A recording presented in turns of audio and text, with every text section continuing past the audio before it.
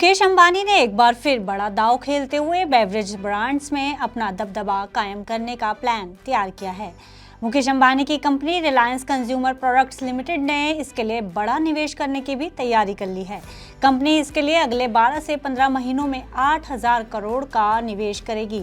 इससे कैंपा और अन्य बेवरेज ब्रांड के प्रोडक्शन को बढ़ाने में मदद मिलेगी। कंपनी का ये 8,000 करोड़ का निवेश बाजार में रिलायंस कंज्यूमर की पकड़ को और ज़्यादा मजबूत करने में सहायक होगा। इसे बाजार में पहले से मौजूद और बड़े मार्केट शेयर के साथ कोका कोला और पेप्सिको को कड़ी टक्कर देने में मदद मिलेगी।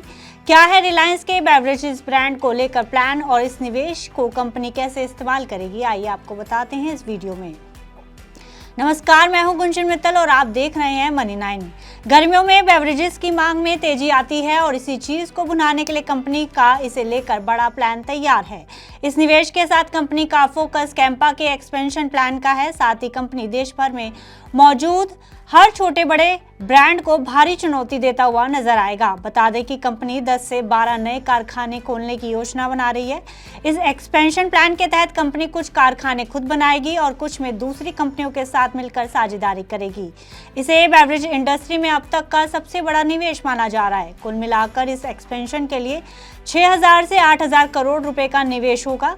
कंपनी इसके लिए 10 से 12 नए प्लांट्स लगाएगी, जिनमें ग्रीनफील्ड और कोपैक मॉडल शामिल है। गर्मी की शुरुआत से पहले ही रिलायंस ने फरवरी में गुवाहाटी में अपना एक नया प्लांट शुरू किया था। यह प्लांट वहां की local company Jericho foods and beverages LLP के साथ मिलकर शुरू किया गया है।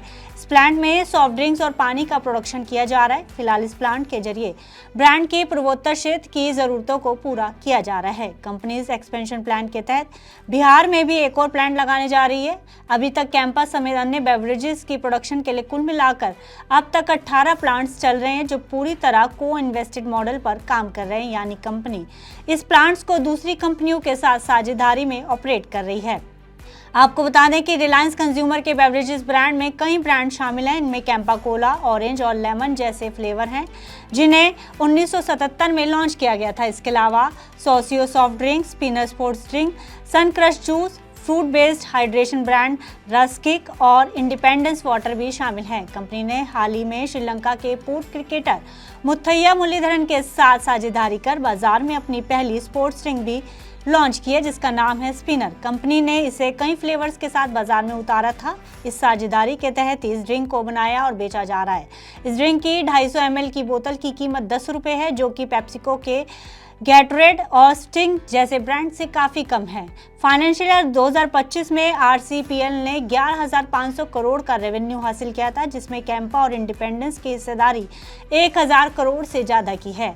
RCPL का लक्ष्य मार्च 2026 तक बेवरेजेस मार्केट में 70% का हिस्सा एक्वायर करने की है। इसके लिए कंपनी दूसरी बेवरेजेस ब्रांड्स के मुकाबले कम प्राइसिंग की रणनीति पर काम कर रही है। ICRI-ER के अनुसार भारत की बेवरेज इंडस्ट्री अभी 67,000 करोड़ की है। 2030 तक ये आंकड़ा बढ़कर 1,47,000 करोड़ हो सकता है। ऐसे में 6 से 8,000 करोड़ का निवेश RCPL की सबसे बड़ी घरेलू FMCG स्ट्राइक है। कम कीमत, मजबूत डिस्ट्रीब्यूशन नेटवर्क और पार्टनरशिप से रिलायंस घरेलू मार्केट में बड़ा स्थान कैप्चर करना चाहती है। ऐसे में ये निवेश पूरे भारतीय बेवरेज इंडस्ट्री का खेल बदल सकता है। फिलहाल इस खबर में इतना ही। आप बिजनेस से जुड़ी अन्य खबरों के लिए देखते रहिए मनी 9।